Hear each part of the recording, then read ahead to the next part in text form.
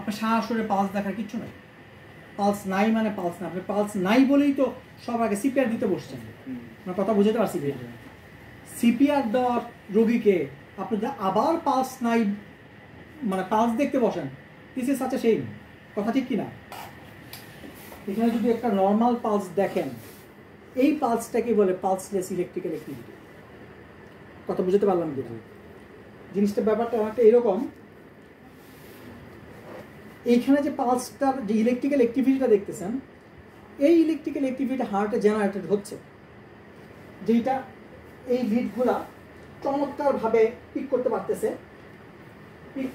এবং আপনাকে শো করতেছে, চমৎকারভাবে একটা রিদম শো করতেছে। কিন্তু এর এই ক্যাপাসিটি নাই যেই ক্যাপাসিটিতে সে হার্টে একটা বিট, একটা হার্টের একটা কন্ট্রাকশন তৈরি করতে পারে। কথাটা বুঝতে পারছি কিনা? ধরেন 5 লিটার একটা বালতি আছে, সেই বালতিটাকে আপনাকে একতলা থেকে 2 তলায় নিতে হবে। সেটা ধরেন যে আপনি একটা বড় মানুষ, 18-20 বছর একটা মানুষ লাগবে সেই কাজটা করতে। এই কাজটাকে আপনি একটা 2 বছরের বাচ্চাকে দিয়ে করাইতে পারবেন না। Simple as that. হার্টের একটু ফিজিওলজিতে আসে, অন্যভাবে মন নিয়ে না কথাটা। আমাদের হার্টের মিনিমাম কত, অ্যামপ্লিটিউড কত? -70 মিলিভোল্ট ছিল। অ্যাকশন পটেনশিয়াল তো তাই বলতেছিল নাকি? ফিজিওলজি ফার্স্ট ইয়ারের কথাবার্তায় আসি। -70 মিলিভোল্ট। এখন সেই 70 মিলিভোল্টের জায়গায় আমার যদি 5 মিলিভোল্টের একটা ইলেকট্রিসিটি জেনারেট করে, সেই 5 মিলিভোল্টের ইলেকট্রিসিটিকে হার্টের ভেন্ট্রিকুলার মাসলকে কন্ট্যাক্ট করাতে পারবে না? পারবে? Do you really think so?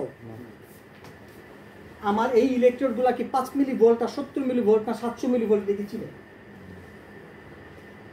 এটা কেউ চিনে না। চিনতে হলে তাকে একটা ফিল্টার বসাইতে হবে। এবার কথাটা বুঝতে পারছি কিনা? এর কাছে 5 মিলিভোল্টও যা, 50 মিলিভোল্টও তা। এইবার বুঝতে পারছি কিনা? এই কারণেই শুধুমাত্র একে যখনই আপনি লাগাই দিচ্ছেন, এ চমৎকার করে এখানে একটা রিদম দেখাই দিচ্ছে। এবার এটার ব্যাখ্যাটা বুঝতে পারছেন তো? রেজিস্টর হলো 0 মিলিভোল্ট, কিচ্ছু নাই, ফ্ল্যাট লাইন। পি হচ্ছে 5-7 মিলিভোল্টের একটা বস্তু, so baby electricity which cannot really produce any mechanical activity at all in the heart. এই ইলেকট্রিসিটি থাকলেই কি আর না থাকলেই কি, এবার বুঝতে পারছেন? লোডশেডিং এর সময়, লোডশেডিং বলতেছি কি বলে এটাকে, অনেক সময় এমন হয় না যে কেমন যেন একটা ইলেকট্রিসিটি আসে, বাল্ব জ্বলে কি জ্বলে না। ছোটবেলায় আমরা এই জিনিস বহুত দেখছি। লো ভোল্টেজ, এক্স্যাক্টলি শব্দটা লো ভোল্টেজ। লো ভোল্টেজ দেখছেন? বাল্ব জ্বলে কি জ্বলে না। ওই বিদ্যুৎ দিয়ে লাভ আছে আপনার কোনো? না। ওইটা দিয়ে আপনি মোটর চালাতে পারেন না। ফ্রিজ ঠিক মতো চলে? ঠাস ঠাস করে অর্ধেক বাড়ির ইলেকট্রিসিটির জিনিসপত্র সব বন্ধ বসে থাকে। কোনো রকমের একটা বাল্ব একটু জ্বলে কি জ্বলে না, বেশিক্ষণ যদি জ্বালা রাখেন আপনি ওই বাল্বটাও কেটে যাবে। ঠিক আছে কিনা? এটা হলো সেই জিনিস। ওই 5 মিলিভোল্টের বা 0 মিলিভোল্ট হলে এই অ্যাসিস্টলি, 5 মিলিভোল্ট হলে এই জিনিস। আর ভিডিভিএর যেটা দেখছেন সেটা হলো সেই 70 মিলিভোল্টের জিনিস, কিন্তু সেগুলো হলো কতগুলো চোর বাটপার বদমাস কতগুলো ছিল, যেটা কি এইটা দিয়ে ইলেকট্রিসিটি মায়েরা ঠান্ডা হওয়া সব বদমাসগুলো এই পাশে ভদ্র হয়ে গেছে। পুলিশের লাঠির বাড়ি খায় ভদ্র হয়ে গেছে। ভদ্র যাওয়ার পরে হার্ট তার মতো আবার এসে নোট থেকে চমৎকার একটা ওন রিদম তৈরি করছে। যদি করে তাহলে রোগী বেঁচে গেল, যদি না করে কথা বুঝতে পারছি কিনা? দুটো আমাদের পার্থক্যটা ধরাইতে পারছি। কাজে প্র্যাকটিক্যালি অ্যাসিস্টলি আর পি এর মধ্যে কোনো পার্থক্য নাই, because one is already dead 0 আর আরেকটা হচ্ছে 5, যেটা 2 বেবি নিউ নেট। এর কোনো ক্যাপাসিটি নাই আপনাকে কোনো মেকানিক্যাল কোনো সাপোর্ট দেওয়ার মতো। বলেন যদি আমাদের পালসলেস ইলেকট্রিক্যাল অ্যাক্টিভিটি যে আমাদের হচ্ছে মনিটরে আমাদের সেই ভিএফ এর সাথে মিমিক করতে পারে? না, কোনোদিনও করবে না, কোনোদিনও করবে না। এই জন্য পালসলেস ইলেকট্রিক্যাল অ্যাক্টিভিটি যেহেতু সে এসএ নোড থেকেই তৈরি হয় অথবা এবি নোড থেকে সর্বোচ্চ তৈরি হয়, ইউজুয়ালি এর চেহারাগুলো হচ্ছে অলমোস্ট ভদ্রচিত একটা ইসিজির মতো। কথাটা এবার বুঝতে পারছি কিনা? পালসলেস ইলেকট্রিক্যাল অ্যাক্টিভিটির চেহারাগুলো হচ্ছে একদম পুরাই সাইনাস রিদমের মতো, অ্যাট বেস্ট একটা জাংশনাল রিদমের মতো। জাংশনাল রিদম যারা চিনেন, অলমোস্ট একটা ভদ্রচিত ইসিজির মতো সুন্দর রেগুলার ইন্টারভ্যালে একটা ইসিজি আসতেছে। অ্যাসিস্টুলে তো সবাই চেনেন, flat line is flat line, এটার মধ্যে না চেনার কোনো কারণ নাই। লম্বা দাঁত, আর এর বাইরে গলায় কোনো পালস নাই, বাট একটা regular ECG, this is PA. পার্থক্য বলতেছি, বিটিবিএফ এবড়ো খেবড়ো যা লাইন আছে, দিস ইজ বিটিবিএফ। কথা ঠিক আছে কিনা? পিএ হচ্ছে অ্যাবসলিউটলি রেগুলার ইসিজি। দেখলে মনে হবে পুরাই সাইনাস রিদম, বাট গলায় যেই হাত দিছেন পালস আছে। এবার কথা ঠিক আছে? শেষ। ট্রিটমেন্ট কি? জাস্ট সিঙ্গেল একটাই বস্তু আছে, এবং সেটা কি এই শব্দটা নতুন যোগ হয়েছে, এই লাল শব্দটা, এই এই এই সিরিঞ্জের চিহ্নটা এবং এই শব্দটা নতুন যোগ হয়েছে। আমি 2012 সাল থেকে যেহেতু ইনস্ট্রাক্টর, 2010 সালের গাইডলাইন, 2015 সালের গাইডলাইন, 2020 সালের গাইডলাইন, প্রত্যেকটা গাইডলাইনের প্রত্যেকটা শব্দ আমি জানি কোথায় কথা চেঞ্জ আছে। তো 2015 সালের গাইডলাইনটা যখন আমি দেখাচ্ছিলাম সিপিআরে, ওইখানে একটা শব্দ ছিল এক্সট্রা, আর ওইটা আবার এই 20 গাইডলাইনে চেঞ্জ হয়ে গেছে। এই শব্দটা নতুন, এই সিরিঞ্জটা নতুন। এএসএপি শব্দটা কেন আসতেছে? অ্যাজ আর্লি অ্যাজ পসিবল, আগে এপিনেফ্রিন দাও, যেমনে পারো আগে এপিনেফ্রিন দাও। তার মানে এখানে আইভি চ্যানেল করাটা সো ইম্পর্টেন্ট। না পারলে যদি অ্যাডভান্স এয়ারওয়েতে থেকে থাকে, অ্যাডভান্স এয়ারওয়ের ভিতরে তুমি এপিনেফ্রিন দাও। অ্যাডভান্স এয়ারওয়ে দিতে হলে ইউজুয়ালি হচ্ছে নর্মাল ডোজে 2 থেকে 3 গুণ ডোজ বেশি দিতে হয়, ডাইলুট করে দিয়ে দিতে হয়। বাট আগে এপিনেফ্রিন দাও আর্লি অ্যাজ পসিবল, মানে এটা কোনো মাফ নাই, সময় নষ্ট করো না। এই জন্য এই শব্দটা অনেক বেশি ইম্পর্টেন্ট।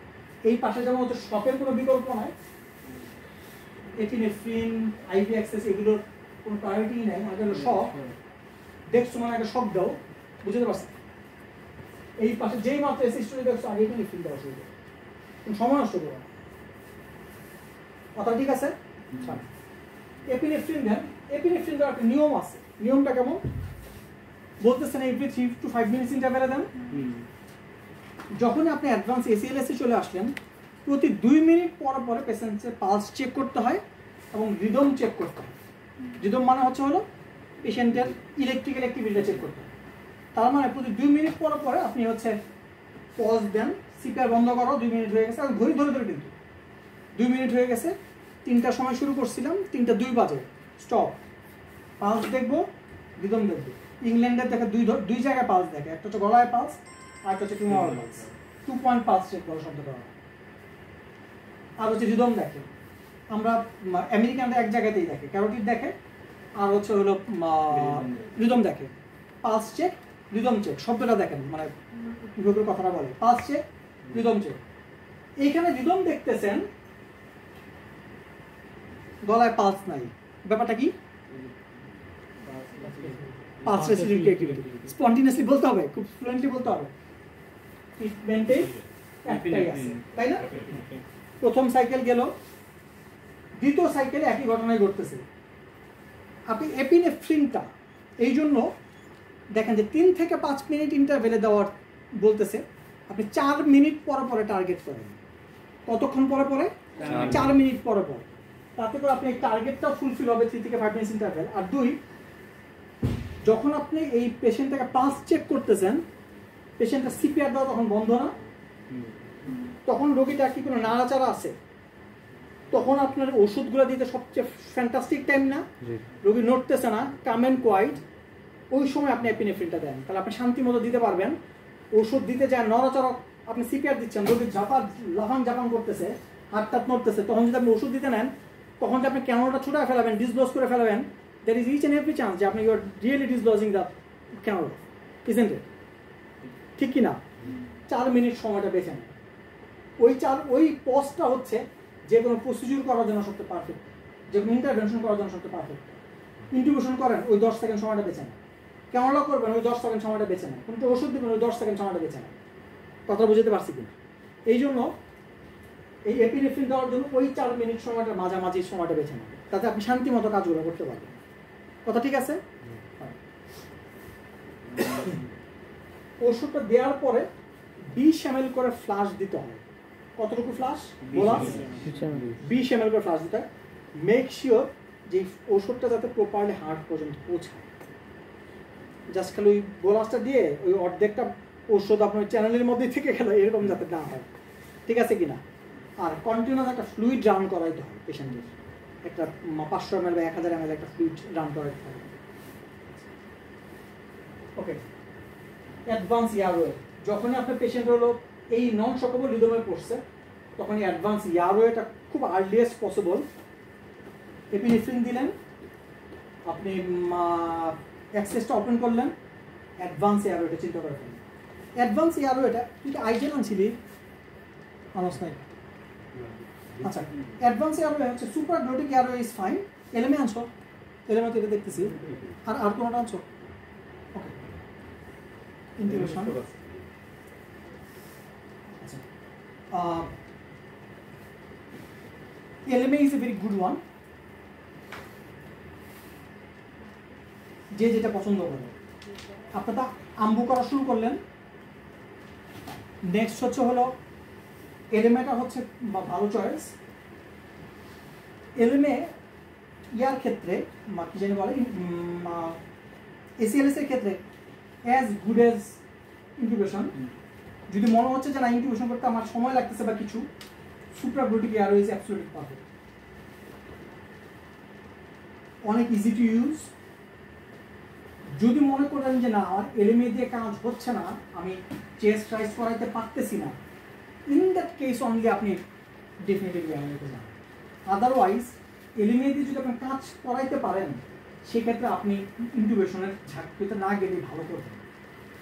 বুঝতে পারছি কিনা? যারা যারা এলএমএ আগে কখনো ইউজ করেন নাই জাস্ট দেখে রাখেন। এইটার সিরিজ দাও না,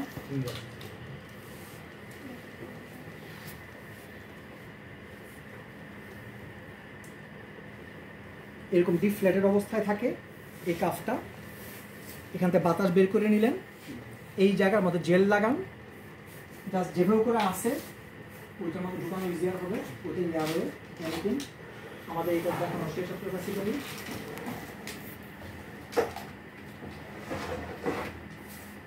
এই মুখটাকে হা করায় নিয়ে এই পিছনের জেলটা দিয়ে এই জাস্ট আপনার সিগন্যাল দিতে হবে। যেই জায়গায় আটকে যাবে সেখানে হচ্ছে তার রাস্তা শেষ। এটা করতে আপনার কয় সেকেন্ড সময় লাগছে? মানে জিনিসটা বুঝতে পারছি কিনা? ইভেন আপনি যখন কেউ চেস্ট কম্প্রেশন দিচ্ছে সেই অবস্থাও হচ্ছে এই বস্তু দেওয়া সম্ভব। যেটা ঘটতে পারে কখনো কখনো দেখবেন যে জিহ্বা আপনার সাথে বাইজা এই বস্তুর সাথে জিহ্বাও সাথে ঢুকতে শুরু করছে, সেই ক্ষেত্রে যেটা হতে পারে আপনার জিহ্বাটাকে জাস্ট এভাবে একটু সাপোর্ট দেওয়া লাগতে পারে, জিহ্বাটা যাতে সাথে না যায়। আর এখানে তো জেল আপনার দেওয়াই আছে, জাস্ট সিম্পলি ইনসার্ট ইট। এখানে বাতাস দেন, এখানে বাতাসের পরিমাণ কত এখানে বলা আছে 30 ml 40 ml কি বলা থাকবে কি, সেই পরিমাণ বাতাস দেন। বাতাস দিলে সে আস্তে করে মনে হবে যে একটু করে দিকে একটু বের হয়ে আসতেছে, সামান্য একটু বেড়ে আসতে পারে।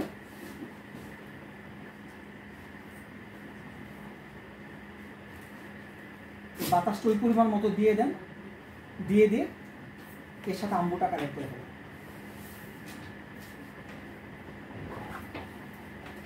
তুই তুই সব ফুটে দিচ্ছিস।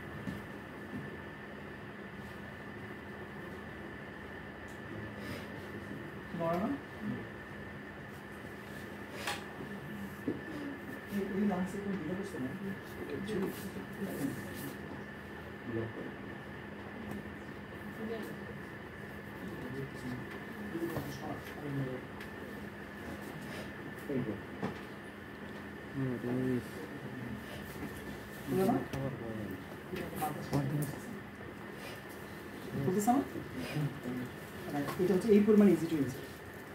এই জিনিস আপনার হাতে থাকলে আপনার বেসিক্যালি হচ্ছে যে আপনার ওই ইনকিউবেশন নিয়ে ঝামেলা করার কোনো দরকারই নাই।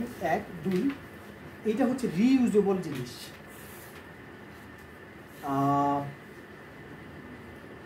কাজে আপনার পেশেন্ট যদি এমন হয় যে না এই পেশেন্টের অনেক খরচপাতি উঠে আসবে কি আসবে না, আপনি শিওর না, এইটা সেইটা বহু ধরনের ঝামেলা আছে, প্রায় 40-50 বার এটা হচ্ছে সিএসএসডি করা যায়। খুব বেশি আপনার ইনকিউবেশনের পিছনে যেমন হলো যে আপনি ঠাস করে একটা দিলে পেশেন্ট পার্টে কত টাকা বিল চলে আসে, আপনার ঝামেলা বুঝছেন না, সিম্পল আপনার হচ্ছে এলএমএ এই পেশেন্টের পিছনে খরচ করে। যদি পেশেন্ট ফেরত চলে আসে তখন হচ্ছে আপনি ডেফিনেটলি আরওয়ে দিয়ে আপনার আইসিইউতে পাঠিয়ে দেন। এই পেশেন্টের পিছনে যেহেতু বাইরে গেছে পেশেন্ট পার্টি এবার টাকা দিতে খুব একটা আপনার হবে না। আর মরে গেলে আপনার সিম্পল এলএমএর তো কোনো মানে এই রোগের নামে কোনো চার্জ মার্জ কিছু দিয়েন না, ডেট ডিক্লেয়ার করে আস্তে করে বিদায় করে দেন। মানে বুঝছেন কি না, আপনি যে যাতায়াতি করছেন এর তো কোনো চার্জ নাই, শরীর টেকা খাটাইছেন, আর এটা তো সিএসসি করতে পাঠাবেন, আপনার চার্জটা কোথায় করবেন, আর 2-1 অ্যাডমিন খরচ করছেন। বুঝতে পারছি কি this is almost similarly effective. বাতাস নেই, বাতাস শুরু হয়ে বাতাস নেই, মানে this is very easy to insert LMA. ওই 4 আর 5 মানে 2-3-4টা সাইজে রাখলেই হয়। প্রবলেম একটাই, সেটা হচ্ছে যদি দাঁতের মধ্যে খুব বেশি মাত্রা জোরে ঘষা মশা খায় তখন শুধুমাত্র ব্যাপারটা হয়। আদারওয়াইজ যদি একটু আপনি কশাসলি ইউজ করেন, বুঝতে পেরেছি, খুব যে অনেক মানে শার্প টিপমিট অনেক শার্প না হলেও যে খুব একটা ফাটা যেরকম না। আর এটা তো অনেক বেশি স্কিল রিকোয়ার্ড, বুঝছেন না জিনিসটা, চট করে আপনি চাইলেই প্রথম দিন শিখে ফেলবেন না। আউট অফ দ্য ট্র্যাক একটা কথা বলি, শিখতেই যদি হয় ওই যারা অনেকক্ষণ ধরে সিপিআর টিপিআর ডিসেন্টিসেন এলিমেন্ট করছেন 1-2 দিন আজকের জন্য একটু প্র্যাকটিস করবেন। ডেথ পেশেন্টেরকে আলাদা করে নিয়ে সিকিউরিটি গার্ড দাঁড়া করে রেখে পর্দা টাইমে তাদেরকে প্র্যাকটিস করার জন্য এটা বুঝতে পারছি। জীবিত মানুষকে চেষ্টা করতে প্রথম দিন যায় না, রোগীও মায়েরা ফেলাবেন, পিটনাও খাবেন, আপনি কিছু শিখতে পারবেন, বুঝতে পারছি না। আর দ্বিতীয় জায়গা হচ্ছে হলো অ্যানেস্থেশিয়ার কনসালটেন্টের সাথে কথা বলে টিম ওয়াইজ যাওয়া যায় তাদের কাছে শিখে আসেন। আর সেখান থেকেও সবচেয়ে ভালো জায়গা হচ্ছে যে পেশেন্ট মারা গেছে একদম সুন্দর করে ক্লোজ কার্টেন করে রেখে সিকিউরিটি দ্বারা করতে, সেইখানে যদি একবার ট্রাই করতে চান তখন করতে হবে। And that is the best position, but with full dignity, মানে জাস্ট দমে আসলেন। প্রথম মাথায় কাজ করতে হবে কোনো রিভার্সিবল কজ আছে, কারণ এগুলো করে রোগীকে একদম মহা আপনি উদ্ধার করে ফেলতে পারবেন চান্স কম। কোনো একটা কজ না থাকলে, রিভার্সিবল কজ না থাকলে রোগী এই পর্যায়ে যায় না, বুঝতে পারছি কিনা। তাহলে রিভার্সিবল কজ আপনাকে উদ্ধার করতে হবে। রিভার্সিবল কজ 5H আর 5T যতক্ষণ উদ্ধার করতে না পারতেছেন রোগী ফেরার চান্স খুবই খুবই খুবই বেড়ে যায়। 5H আর 5T আপনাকে অবশ্যই জানতে হবে, এবং জানতে হবে মানে কি এটা নিয়ে আপনাকে বিশ্লেষণ করা জানতে হবে, জানলে হবে না। 5H আর 5T প্রথম শব্দগুলো দেখেন হাইপোভলিমি, হিস্ট্রি থেকে উদ্ধার করেন যে পেশেন্টের হাইপোভলিমি আছে কি। হাইপোভলিমি মানে হচ্ছে পেশেন্টের যদি রোড ট্রাফিক অ্যাক্সিডেন্ট হয়ে থাকে আর পেশেন্টের অলরেডি 3 লিটার ব্লাড লস হয়েছে, পেশেন্ট কার্ডিয়াক অ্যারেস্টে গেছে বটে, আপনি কি ধারণা শুধু সিপিআর আর অ্যাড্রেনালিন দিলে পেশেন্ট ফেরত আসবে না? যতক্ষণ পেশেন্টের 2 লিটার ব্লাড দিতে না পারতেছেন, আপনি সিপিআর দিচ্ছেন, প্যারালি ব্লাড অ্যারেঞ্জ করে ব্লাড ঢুকান, বুঝতে পারছি কিনা। পেশেন্ট কলেরা, পেশেন্ট 10 লিটার হাগু করে রেখে আসছে, পেশেন্ট আগে 5 লিটার কলেরা স্যালাইন আগে শরীরের মধ্যে ঢুকান, এরপর আশা করবেন যে পেশেন্টের হচ্ছে হলো ফেরত আসার সম্ভাবনা আছে। ওই যেই আধা ঘন্টা ধরে সিপিআর দিচ্ছেন সে আধা ঘন্টা আগে ফ্লুইড ঢুকান শরীরের মধ্যে 5 লিটার। এবার কথাটা বুঝতে পারছি কিনা? এক্স্যাক্টলি হাইপোক্সিয়া, এই জন্য এই অ্যাডভান্স ইয়ারের কোশ্চেনটা চলে আসতেছে। পেশেন্ট হাইপোক্সিয়া ক্যারাজ করেন অ্যাজ সুন অ্যাজ পসিবল। শাই করে পেশেন্ট হচ্ছে আম্বু যখন স্টার্ট করছেন প্যারালালি এলিমেন্ট অথবা ইয়াটা দিয়ে ইন্টুবেশন করে পেশেন্ট হাইপোক্সিয়া কারেক্ট করে ফেলেন অ্যাজ সুন অ্যাজ পসিবল। হয়তো আঙুলের স্যাচুরেশন কম দেখাচ্ছে, বাট সেন্ট্রালি PO2 যাতে কম না থাকে, কথা বুঝতে পারছি কিনা। হাত পা ঠান্ডা থাকলে SpO2 কম দেখাবে, বাট PO2 যাতে কম না থাকে, কথা ক্লিয়ার কিনা। ইন্টুবেশন করলেন মানে হচ্ছে পেশেন্টের হাইপোক্সিয়া কারেক্টেড হয়ে যাওয়ার কথা বাই দিস টাইম, কথা ক্লিয়ার, ফাইন। পেশেন্টের অ্যাসিডোসিস, আর পেশেন্টের যদি pH থেকে থাকে 6.7, who is going to survive with patient 6.7, মানে কথা বুঝতে পারছি কিনা। পেশেন্ট যদি হয়ে থাকে পেশেন্ট ডিকের পেশেন্ট, আপনি 1 ফোঁটা ফ্লুইডও দেন নাই, ইনসুলিনও দেন নাই, আর শুধু কাজ করছেন, রেফারেল করছেন, আল্লাহর ওয়াস্তে এই পেশেন্ট কোনোদিনও বাঁচবে না, মানে কথা বুঝতে পারছি কিনা। আগে আপনার এখানে 2 ঘন্টা রাখেন, পেশেন্টের fluid then 3 litre, insulin start করেন, এরপরে হচ্ছে আস্তে ধীরে রেফার করেন। সম্ভবত this patient is going to survive, otherwise no. আর সেই যদি হয়ে থাকে যে না পেশেন্ট ডিকে এর সাথে পেশেন্টে অ্যালকোহল খাইছে 2 লিটার হুইস্কি গেছে, মানে কথা বুঝতে পারছি কিনা, আপনি ওগুলা কারেক্ট করতে বসেন। এই জন্য বললাম পেশেন্টের যখনই আপনি ডিহাইড্রেটেড দেখছেন আপনাদেরকে আর্টেরিয়াল ব্লাড গ্যাস করার সুযোগ আছে। হ্যাঁ আচ্ছা, ব্লাড গ্যাসের ব্যাপারে একটা কথা বলে রাখি, কোন এক কোম্পানি আছে তার মেশিন ফ্রি দেয় শুধুমাত্র কার্ট্রিজগুলো কিনতে হয়। কার্ট্রিজ যদি খুব মহা এক্সপেন্সিভ এরকম না, 800-900 টাকা করে একটা কার্ট্রিজ। আমরা যে ব্যবহার করি কোন কার্ট্রিজ, কোন মেশিন, এগুলো কোম্পানি কোনটা এটা আমি জানি না, হোয়াটএভার, এক একটা কার্ট্রিজ মানে অলরেডি কোম্পানি চার্জ করে হচ্ছে রোগীর কাছ থেকে চার্জ করে মনে হয়, যেটা ল্যাকটেট দেওয়া সেটা মনে হয় 1100-1200, সম্ভবত এক একটা কার্ট্রিজের দাম 3 গুণ সম্ভবত চার্জ করে, 2.5 গুণ 3 গুণ, তার মানে এক একটা কার্ট্রিজের দাম মনে হয় 500-600 টাকা। মানে দিস ইজ আনটিল ইউ যে আপনি কত চার্জ করবেন। But this is so important, মানে একটা পেশেন্ট সেপটিক পেশেন্ট আপনি যদি ল্যাকটেট না দেখতে পারেন, there is no point of treating this patient. বুঝতে পারছি কিনা? ওই যে কথা বলতেছিলাম যে একটা ডিমেনশিক পেশেন্টের ডিহাইড্রেশন, পা জিব্বা দেখে বোঝা যাচ্ছে ডিমেনশিয়া লাগে, কিন্তু ওই পেশেন্টটা বলতে পারার কোনো ক্ষমতা নাই, জ্বর বলতে কিছুই নাই। আমার পেশেন্ট বলছে পেশেন্টের খালি এখন তুই ল্যাকটেটটা করে দেখ, পেশেন্টের ল্যাকটেট কত, লিটারালি 7 পেশেন্টের ল্যাকটেট। এখন ওই ল্যাকটেট পেশেন্টের তুমি বসে থাকবা, পেশেন্টের অ্যান্টিবায়োটিক, পেশেন্টের ইউরিনে আরই রিপোর্ট দেখার আগ পর্যন্ত আমার ইউরিনে ডিপস্টিক আছে, জাস্ট বললাম যে পেশেন্টের ক্যাথেটার করে ইউরিনটা নেই, পেশেন্ট তো বলতে পারবে না কখন পাস করবে। পেশেন্টের ইউরিন ক্যাথেটার করার পরেও এইটুকু ইউরিন বাইরেছে, সেপসিসের পরে এইটাই ডেভেলপ করছে যথারীতি। ফ্লুইড দিলাম 2 লিটার, সব সময় হচ্ছে তোমার এবিজিও দরকার নাই। যদি পেশেন্টের দেখা যায় না অক্সিজেনেশনের প্রবলেম আছে, then only go for oxygen মানে ABG, otherwise venous blood disease perfectly okay. Lactate 16। এইবার question, after 5 for each rise of 1 lactate 1 the chance of survival decreases by 10%। Lactate 16 মানে হচ্ছে তার ডাইং চান্স হচ্ছে 100%। আমি কথা বুঝতে পারছি? শেষ। এই পেশেন্টকে এখন মানে ফিরানোর মতো কিছু নাই, এটা হচ্ছে আমেরিকান ক্যালকুলেশন, আমার ক্যালকুলেশন না। অ্যাপাচি স্কোরটা যদি করো তার সাথে ওগুলো যোগ করো, পেশেন্ট বেসিক্যালি হচ্ছে মানে চান্সেস সার্ভাইভাল হচ্ছে 0, আল্লাহ যদি নিজেতে ফিরায় না দেয়। এইবার ওই পেশেন্টে দেখি ল্যাকটেট হচ্ছে 7-7.5 উঠে আসে, আমাদের পেশেন্ট এই মুহূর্তে অ্যান্টিবায়োটিক স্টার্ট করে, ইউরিন ডিপস্টিকের মধ্যে নিউমাস পাসেল, নিউমাস অমুক তমুক যা ইচ্ছা উঠে রয়েছে, পেশেন্টের বিপি হচ্ছে 96, পেশেন্টের সেপটিক শকে যা যেতে বাকি আর কি, আর 2 সেকেন্ড সময় বাকি রয়েছে। আর অলরেডি এগিয়ে গেছে তোমার বাই ডেফিনেশন হচ্ছে পেশেন্টের হাইপারটেনশন তো অলরেডি আসেই, নাহলে এই পাইপলাইন না গেলে পেশেন্ট এগিয়ে গেছে কেন? ইমিডিয়েটলি পেশেন্টের সেপটিক শকের ম্যানেজমেন্ট দিয়ে কোনো রকম সেই বুড়াটা ধরে রাখা আর কি। So VBG so important, lactate দেখা হচ্ছে সো ইম্পর্টেন্ট। সো মানে ইমার্জেন্সিতে ওই জিনিসগুলো ডিভাইসগুলো না থাকলে আসলে so tough, sometimes this is so tricky আসলে বেসিক্যালি। এই জন্য বললাম এই অ্যাসিডোসিস দেখা।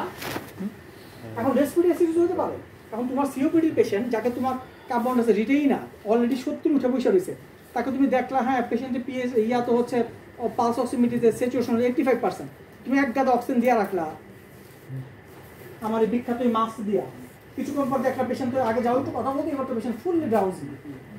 আগে ছিল হইতেছিল পেশেন্টের স্যাচুরেশন 85 থেকে 98 হয়েছে, ভালো কথা।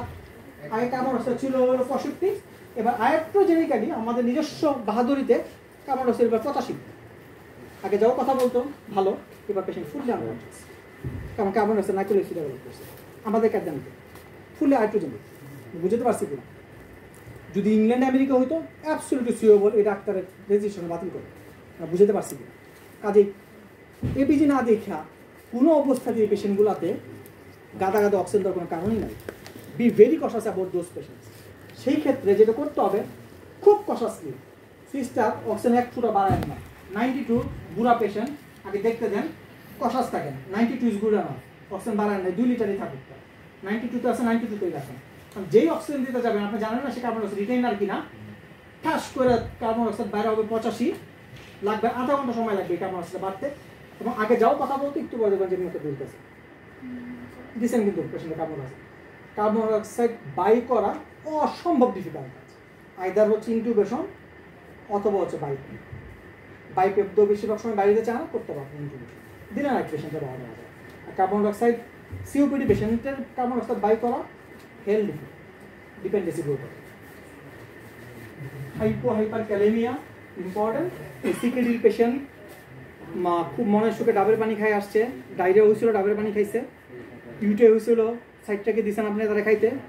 আমাদের কথা বলতেছে কি আমরা কীভাবে করে পেশেন্টকে মারতে পারি তার কথা উদাহরণ দিচ্ছি আর কি। খুব চাপ আপনি সাইডটাকে খাইতে দিচ্ছেন, পেশেন্টের জ্বালা পোড়া কমাচ্ছেন, ভালো বুঝেই দিচ্ছেন, খারাপটা করছেন আর কি।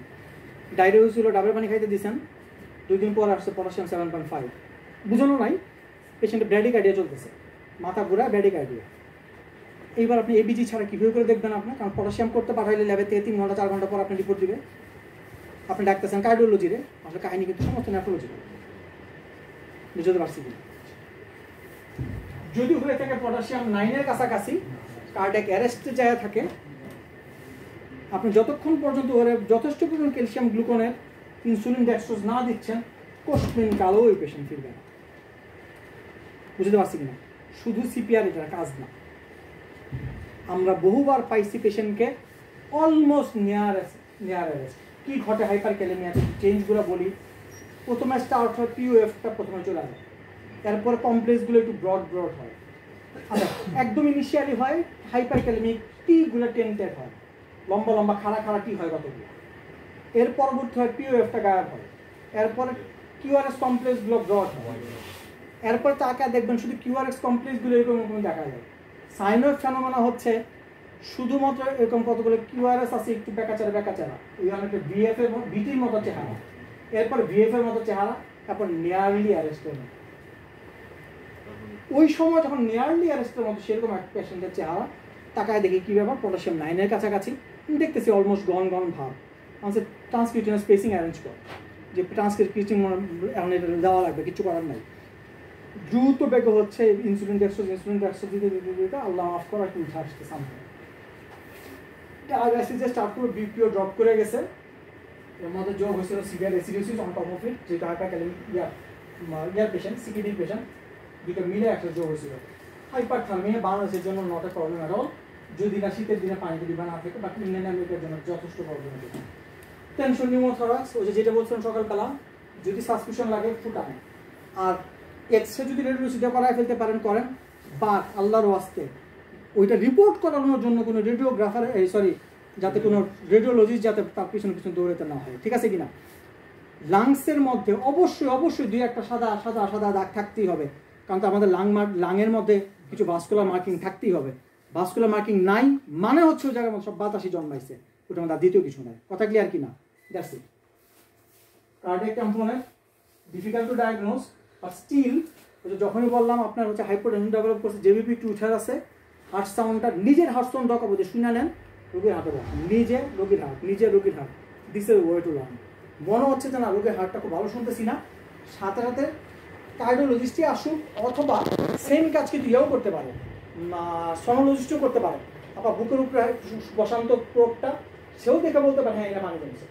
বুঝতে পারছি না, স্ট্রেট ফরওয়ার্ড কার্ডিয়াক কম্পোনেন্ট। এইবার আপনি যদি খালি স্পাইনাল নিডল খালি ঢুকাইতে পারছেন, জিপি স্ট্যান্ডের মধ্যে ঢুকবেন শোল্ডারের দিকে, আপনাকে কার্ডিওলজিস্ট না থাকলে ওই রেডিওলজিস্টও আপনাকে গাইড করতে পারে। সামান্য একটু পানি জাস্ট 10 ml যদি কেউ বের করে দিতে পারে, হার্ট আবার পাম্প করতে শুরু করে। এটা খুব গাদা 150, 200, 500 ml পানি জমে না, জমে হচ্ছে 50 থেকে 100, সর্বোচ্চ 150, এর বেশি স্পেস নেই।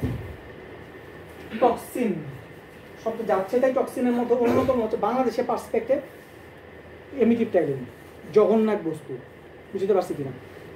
কিউটি প্রলঙ্গেশন করে পুরো দস্তুর হচ্ছে আপনার ইয়াতে নিয়ে যায়। নিউলি ডেভেলপিং হচ্ছিল, লোকজন ইদানিং খুব মহাসুখে, ওই ছেলে দেখার পর মনে হলো মরফিন নেওয়া শিখছে। নিউয়ার কিছু ড্রাগ আসতেছে, আমি জানি না, সম্ভবত ওই দিন সেটার একটা খবরে পড়ছিলাম আর কি, আইস মাইস টাইপের কিছু একটা ড্রাগ আসতেছে, অ্যামফিটামিনের ভাই বোন তারা, এইটাও রেসপিরেটরি ডিপ্রেশন করাতে সক্ষম। আর অন্য টক্সিনগুলোর ব্যাপারেও মাথার নজরে রাখেন আর কি, বাট প্যারাসিটামল দিয়ে একেবারে এই পর্যায়ে অ্যারেস্টে চলে গেছে এরকম পাইনি। পি পালমোনারি থ্রম্বোসিস, পি যখন আপনার সন্দেহ লাগবে, লং ট্রাভেল হিস্ট্রি, ডিভিটিটার দিকে খেয়াল করেন। ডিভিটি শুধুমাত্র কিন্তু যে আপনার কাফ মাসেল দেখা যাচ্ছে, নট নেসেসারিলি, দরকার বোধ একটু কষ্ট করে থাইটাও দেখেন।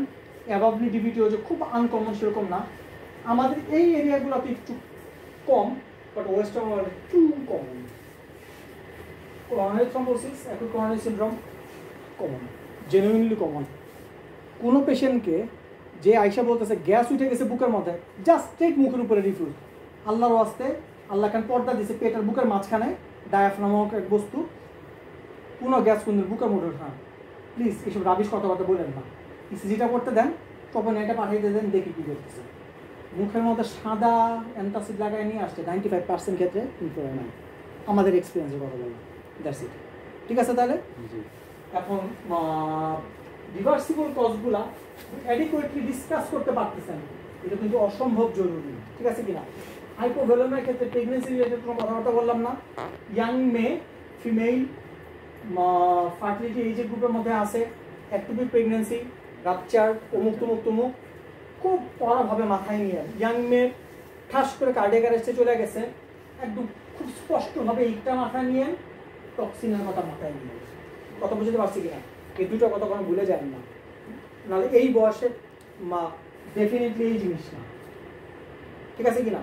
সো যখনই আপনি ভাবতেছেন কার্ডিয়াক অ্যারেস্ট হ্যান্ডেল করতেছেন, পার্টিকুলারলি এই ডান সাইডের লিস্টে অ্যাসিস্টোলিক পালসেস অ্যাক্টিভিটি একদম মুখে মুখে বলে বলে 3 লিটার বলবে, রিভার্সিবল কজগুলো ডিসকাস করেন। কথাগুলো বুঝতে পারছি কিনা? হাইপোক্সিয়া আছে কিনা, হাইপোভলিউমে আছে কিনা, কি বলে অ্যাসিডোসিস আছে কিনা, হাইপারক্যালেমিয়া আছে কিনা, হাইপোথার্মিয়ার নাম মুখে নেওয়া দরকার নেই যদি পানিতে ডুবাবো কিনা হয়ে থাকে। ঠিক আছে, মানে একেবারে রিভার্সিবল কজগুলো মুখস্থের মতো করে ডিসকাস করেন যে এই রোগীর কী হিস্ট্রি নিয়ে আসছিল। রিভার্সিবল কজ পান নাই, মোস্ট লাইকলি আপনি পেশেন্ট ফেরাতে পারবেন না, শুধু অ্যাড্রিনাল দিয়ে রুগী ফিরান। ঠিক আছে, সম্ভব হলে আমরা যেটা প্র্যাকটিস করি সেটা হচ্ছে ডিউরিং সিপিআর পেশেন্টকে একটা এবিজি ভিবিজি ব্রনের মধ্যে একটা নিডল ঢুকান, যেই রক্তই আসে সেটাকে নিয়ে ব্লাড টেস্টের মধ্যে ফেলেন, দেখেন যে সেখানে রিভার্সিবল কিছু পান কিনা। বুঝতে পারছি কিনা? সেখানে আমাদের পিএইচ দেখতে পারবেন, হাইপারক্যালেমিয়া দেখতে পারবেন, এবং হচ্ছে আর কি দেখতে পারবেন, অ্যাসিডোসিস, হাইপোক্সিয়া দেখতে পারবেন। বাট হাইপোক্সিয়া দেখা মানে টার্গেট না, কারণ এমনিতে হচ্ছে পিও2 তো একটু বেশ কমভাবে আসছে, আর্টিয়াল না ভেনাস বা কি আসছে উদাহরণ না। সেপসিসের একটা দুটো দেখতে পারবা, কাজেই গাদা গাদা ফুড লাগবে কিনা কার্ডিয়া বাজবে, কাজ করে, খুব ভালো কাজ করে।